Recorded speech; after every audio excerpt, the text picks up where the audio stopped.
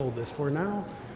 All right, human interface, backyard brains. So this is actually a product that we purchased from this website company, Backyard Brains. But basically, this you can build yourself if you buy the parts and you got a little bit of skill and some I guess, motivation. You don't have to take classes to learn all this stuff, but it does help. Okay. So basically, here's our main system here. And there's a main control board and then a TENS unit. These are the two main components. I'm not going to have a speaker today as far as the sound output for the signals. And the heart of the control system is Arduino. Does anyone know what Arduino is? A couple people? What's an Arduino?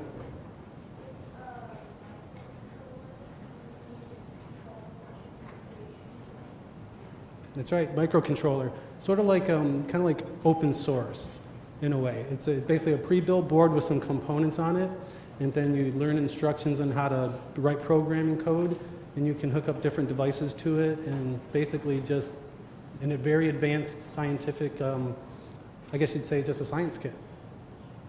And this is a schematic drawing of all of the circuits built into this board here.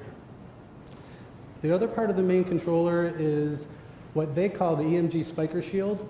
So basically, they've designed and had this board built, and it integrates with the Arduino.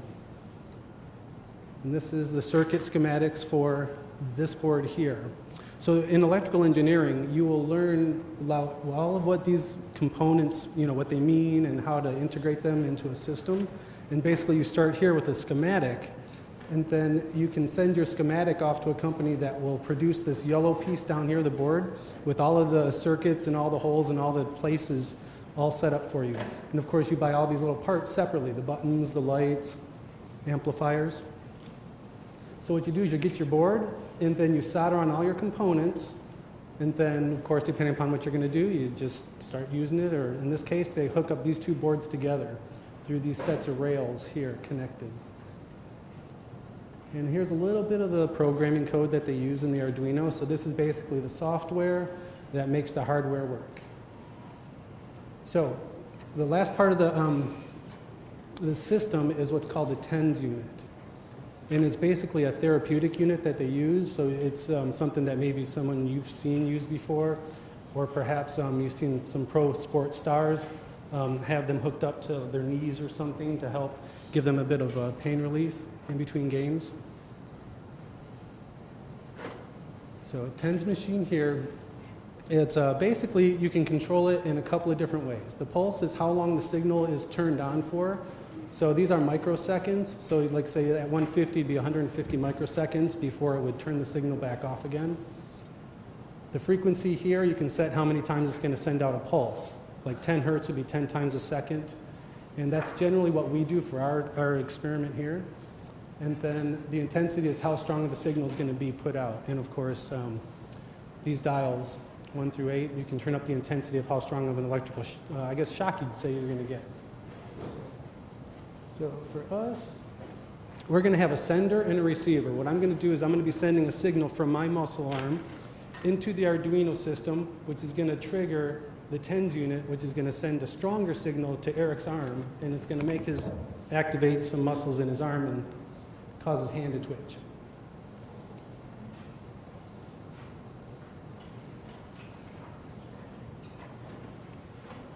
Guess I should have flipped the slide, because that's what I just said.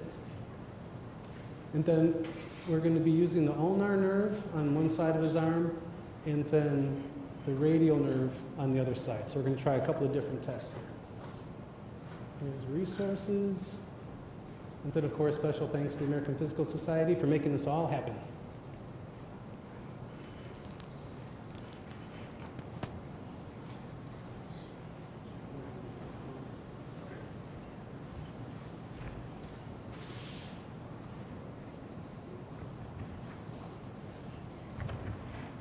So I guess while he's plugging this in, to tie this back into what Robbie was saying about TMS, first you can think about what's happening when you move your hand, right? The neurons, the signals in your brain, the cells in your brain that run off of electricity start sending signals down your spine through your arm to the muscles needed to move your hand. So what TMS is doing is it's using a magnetic field to, instead of the neurons talking to each other, the TMS coil is saying, hey neurons, go do this thing.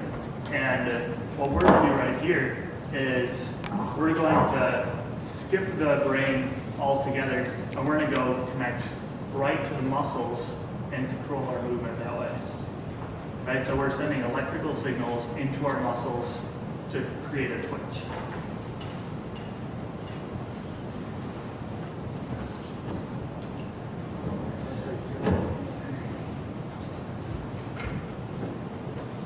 Everyone see that? So when I can send a strong enough signal, these lights will light up and you might be able to hear a clicking noise. But basically when these lights will indicate that the signal is strong enough for it'll activate the switch, which should send a strong signal over to his muscles.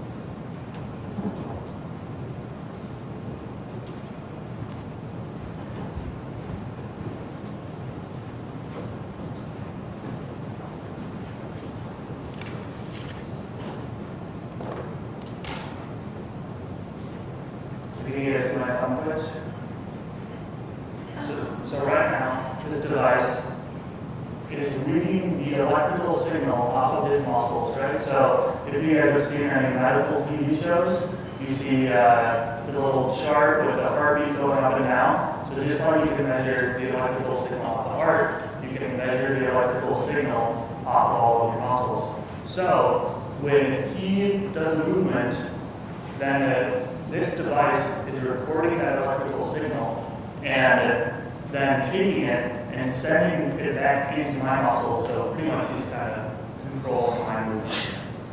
So you can see here, if I place it here, you get a twitch of the thumb, and depending on where you put these electrodes on your body, you can get, in theory, any muscle, any part of your body to have control movement. It feels a little funny. So here's the switch. But you can also, so for example here, now you'll maybe see a little bit more of a twitch of my wrist.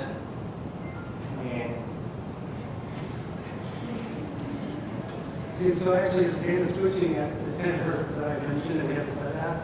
So he's getting 10 signals per second. It's just that I release really quick, so you might not see 10 full twitches. But if I can hold it and keep it, then you'll probably see.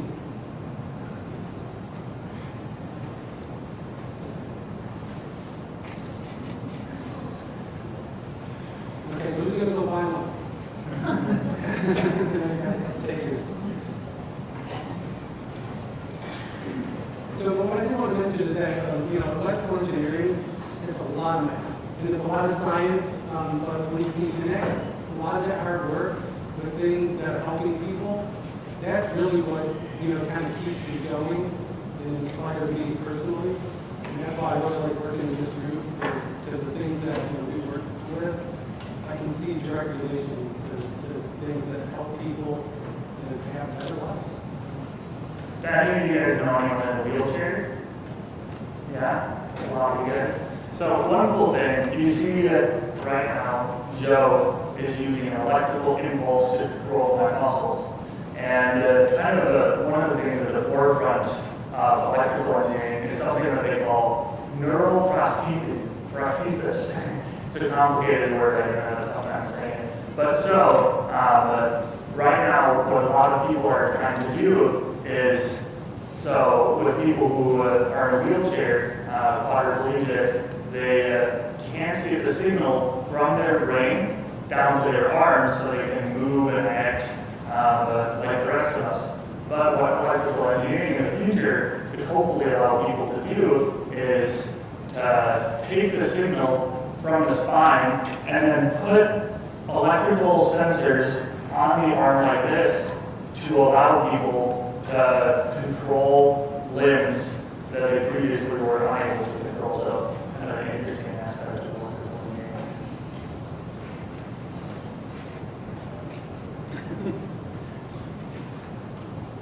Good enough?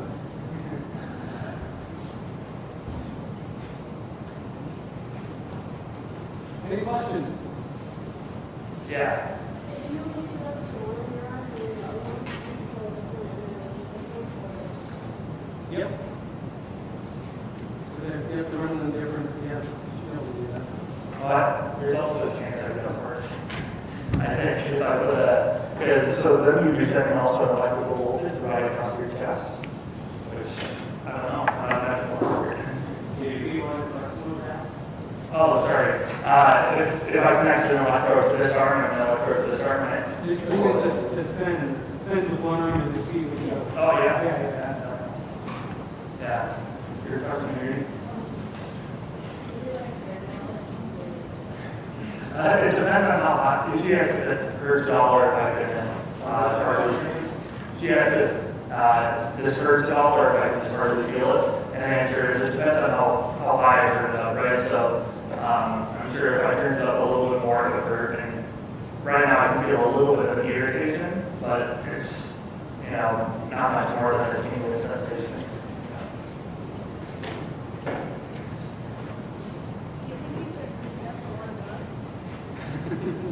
No. Oh, yeah, the question is if you want to know if we could hook up to one of the students, visiting students, but we can't. We can only experiment on ourselves. We feel comfortable using ourselves as test dummies. We don't want to use you as a test dummy. Yeah. With your jaw, which That is a good question. And I don't know if I feel comfortable looking it up on my face, but I imagine that, yeah, you probably just start chewing food. Yeah. Without any effort, we can get it. Yeah.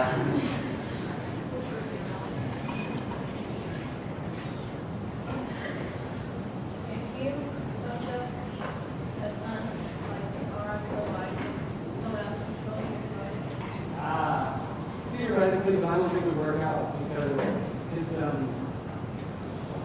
all he's getting is one direction.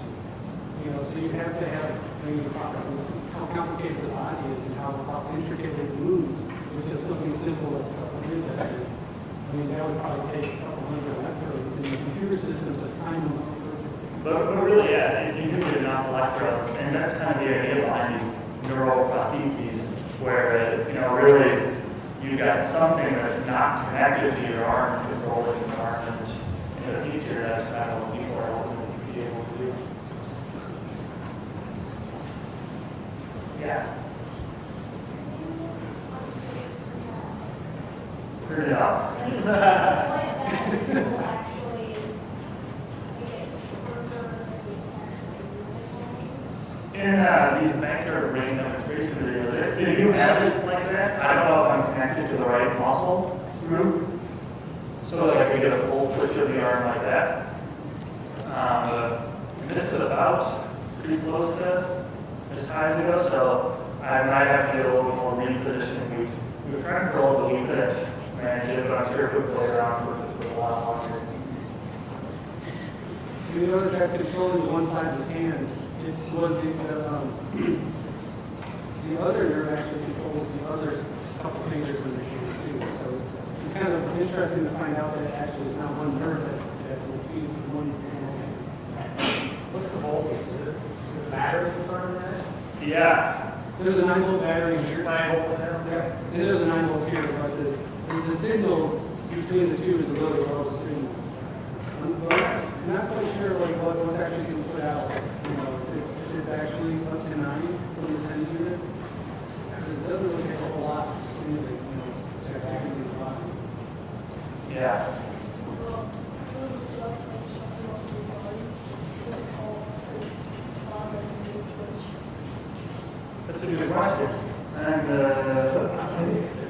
oh, sorry. If you look it up to a stronger muscle of the body, you get a bigger twitch. And I don't know. You might need a higher voltage then, because you think it could take more electricity to move a bigger muscle, potentially. But maybe you get a bigger movement that way. Say that again? Yes? You that's correct. That's simple enough. Don't shock me, okay? Readjust the voltage, make sure I don't hurt myself.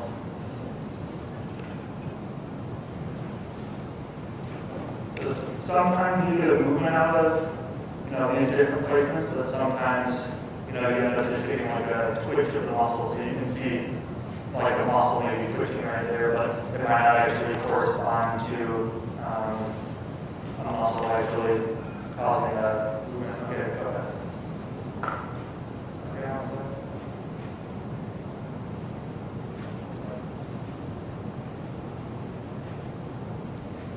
So you can see a little twitch.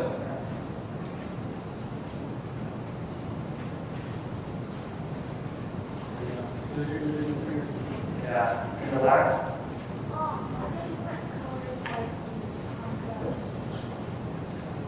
Are there different colored lights in the Basically, it's Just, just yeah, different lines on the board. They're basically, it's like if I don't squeeze too hard, then you're going to see the lower lights light up. It's just kind of giving an idea of how strong the signal is going to be. Can you hear it clicking at all? Yeah, because that's when it reaches the threshold, and it'll actually, that's when it activates and it will send a signal to turn a 10-unit signal over his finger. So, yeah, they're just indicator lights. In the blue. So does that override if you were trying to actually move Yeah, kind of. So he was trying to type something in on the computer yesterday as I was sending a signal to him. I was kind of messing with him, so he kept on typing the wrong keys. So, yeah, so he's kind of, he was typing, I guess, through me. Yeah.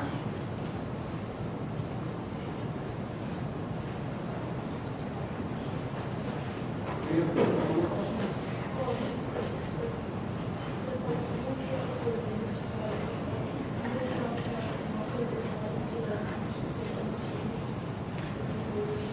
Move your ears. Yeah, so you have to, if you look it up, the ears, whether or not your ears could move. So if you send ripples going around there. No, I don't know if there's any muscle up there. Maybe it would. Maybe it would. I guess it's something we'd have to try out. Get out of the clean it on my head. So maybe I won't, but not that way. How many time? Do you, how many time? It's 155 now. Okay. Any more questions? If you don't have any more questions, then thank you very much. I hope you enjoy. And we'll try to hold such events in the future as well. Thank you.